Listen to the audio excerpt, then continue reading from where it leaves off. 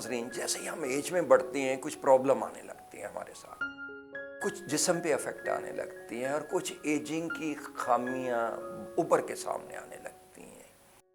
वो पंजाबी का एक मुहावरा है, मसलन उम्र हुई 10 ते गल करे हास, लेकिन जब मैं दरम्यान में से मिस करते हुए स्टेट आता हूँ, होई उम्र 50 ते हो गया बिल्कुल इट्ठा, होई उम्र 60 ते हाथ से फाड़ ली लट, मतलब बिल्कुल लड़खड़ाने लगता है, जिस्म का बैलेंस नहीं रहता। ये हुई उम्र 70 ते इंज लगे 72 गया, सुन बुन हो गया, समझ ही कुछ नहीं आती, अकल बिल्कुल नहीं है। वो समझते हैं कि जी ये बिल्कुल जो बातें कर रहा है ये लॉजिक में मुनसर नहीं है। ये मेजॉरिटी के साथ है, सबके साथ नहीं। लेकिन वो लोग जो ज्यादा सफर करते हैं, ज्यादा परसेंटेज है उनकी, इसलिए ये मुहावरे बन जाते हैं।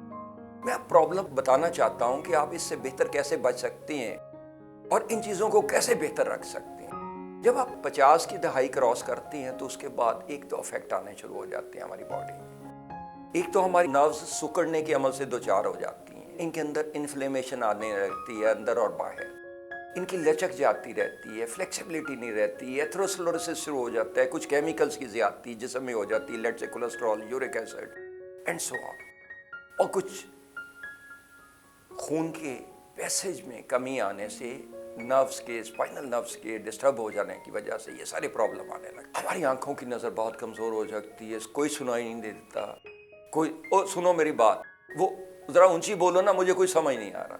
क्यों? ये सारा कुछ क्यों होने लगता है? ये प्रॉब्लम क्यों आने लगती हैं हमारे साथ ओल्ड एज? क्या हम इसको बेहतर कर सकते हैं? क्या हम इसको बेहतर रख सकते हैं? क्या हम अपने आप को इस तरह लुक आफ्टर कर सकते हैं कि हम इन चीज़ों से बच सकें? श्योर मोहतरम नाज़रीन, ये तमाम तर जो हमारे जिस्म की रिफ्लेक्सेस हैं वो हमारी नर्वस सिस्टम से कंट्रोल होती हैं, और नर्वस सिस्टम जब कमज़ोर होता है तो उसके इफेक्ट बॉडी पे भी आने लगते हैं। Just have a look at the chart. Nervous system के बेसिकली तीन ही हिस्से हैं, brain being the head of the nervous system, spinal cord जहाँ से तमाम तर ये आप देखें रिफ्लेक्सेस पूरी की पूरी जा रही हैं, even heart is not the part of the nervous system. तो ये तमाम नर्व्स वहां से, स्पाइनल नर्व्स, रिफ्लेक्सेस जो हैं जितनी हमारी पूरी body from head to toe spinal cord के थ्रू जा रही है। और third part of the nervous system are spinal nerves, जिनके जरिए ये दिमाग कंट्रोल करता है through spinal cord, spinal nerves के जरिए। तो जब ये हम एज में बढ़ने लगते हैं, जैसे मैंने बताया एथेरोस्क्लेरोसिस की वजह से और प्रॉब्लम्स की वजह से नर्व्स में इन्फ्लेमेशन आने लगती है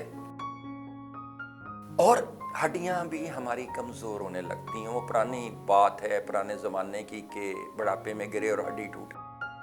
हड्डियां हमारी स्ट्रक्चर जिस पे खड़ा है, दिमाग भी खड़ा है, टांगे भी खड़ी हैं हमारी सारी, उस पे ये कुछ चीज़ों में मुश्तमिल है। Let's say calcium, vitamin D, magnesium, phosphorus, silicon, copper and fluoride. जब इनमें कमी आती है तो हड्डियां हमारी कमज़ोर हो जाती हैं। स्पाइनल नर्व्स जब चलते फिरते झटका लगता है, हल्का सा झटका लगा, कोई चीज़ उठा ली, कोई बहाना बन गया, कहीं गिर गए, कोई एक्सीडेंट हो गया, कोई गाड़ी में झटके लग गए, कोई बकेट ही उठा ली या बच्चा उठा लिया, तो उस वक्त बहाने बनते हैं क्योंकि हड्डियां कमज़ोर हो चुकी होती हैं, नर्व्स में इन्फ्लेमेशन आ चुकी होती है, अकड़ाव आ चुका होता है। और जब ये नर्व्स खिंचाव पैदा करती हैं तो बिटवीन एवरी टू वर्टेब्रास, जैसे कि आप चार्ट पे देख रहे हैं, दिमाग से जो स्पाइनल कॉर्ड शुरू हो रही है उसके नीचे फिक्स वर्टेब्रास तक जो सर्वाइकल का एरिया है, थोरेसिक का और लंबर का एरिया, उसमें 24 vertebras. And between every two vertebras there is a disc.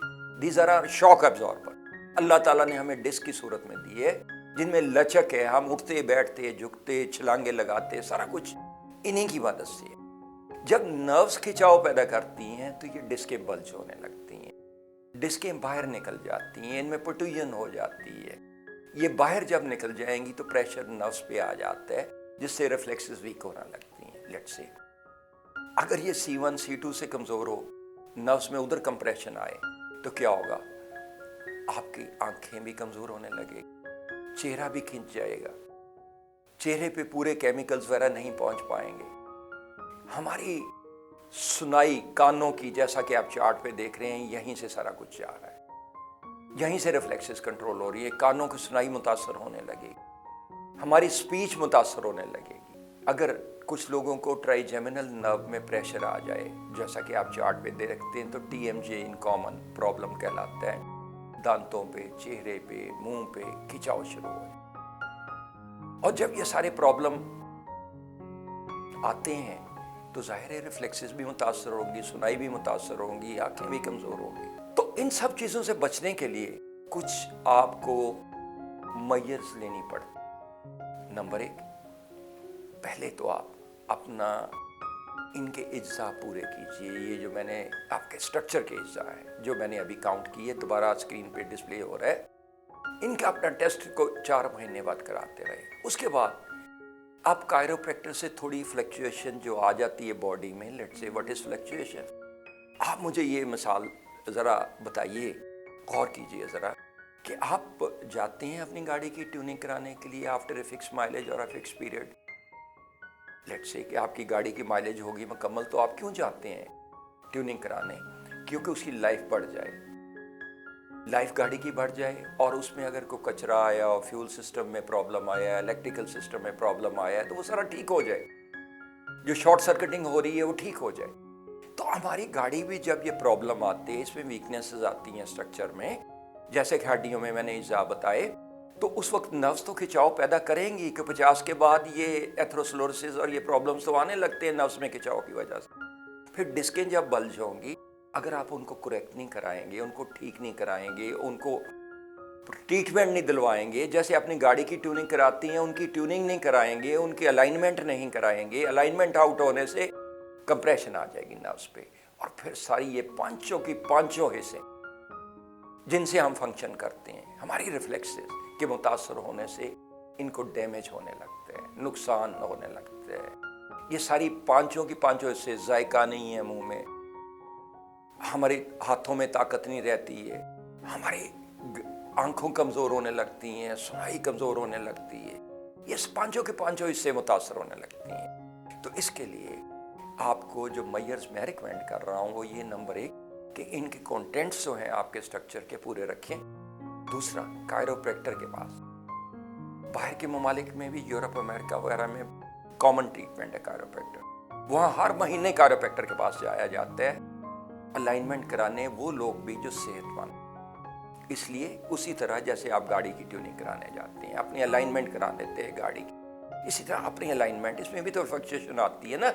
सारा दिन हमारा काम काज करते हुए गाड़ी तो भागती रहती है हमारे जिस्म, तो इसकी भी एडजस्टमेंट कराइए, और अपनी रिफ्लेक्सेस इंशाल्लाह तादेर आपको वो काम करती रहेंगी, ठीक सुनाई देगी, ठीक बोलेंगे, बिनाई कमजोर नहीं होगी, और बाकी भी जिस्म की जितनी रिफ्लेक्सेस हैं, जैसा कि आप चार्ट पे देख रहे हैं, यहीं से जा रही हैं। L4, 5 से आपके घुटनों में प्रॉब्लम जो L3 से आ जाता है, कंधों में, बाजुओं में स्ट्रेंथ नहीं रहती, वो कहते हैं ग्रिप हाफ ऑफ हो जाती है, 160 की दहाई। क्यों कमजोर हो जाती है? ये रिफ्लेक्सेस ही नहीं काम करेंगी, तो उनमें तो फ्लक्चुएशन आएगी फिर। तो पहले कंटेंट्स पूरे कीजिए, ये जो मैंने चार्ट पे डिस्प्ले किए, अपना टेस्ट कराइए, और उसके बाद कायरोप्रैक्टर से एडजस्टमेंट कराइए, और इनमें किसी जगह प्रॉब्लम आ जाए तो बगैर दवाइयों और बगैर सर्जरी के कायरोप्रैक्टर ट्रीटमेंट करता है, उनसे अपनी एडजस्टमेंट करा के आप तादेर इन रिफ्लेक्सेस को ठीक रख सकते हैं और अपनी ज़िंदगी को एंजॉय कर सकते हैं। अल्लाह ताला हमेशा आपको खुश रख के। जावेद मिर्ज़ा को इजाज़त दीजिएगा। अल्लाह हाफ़िज़।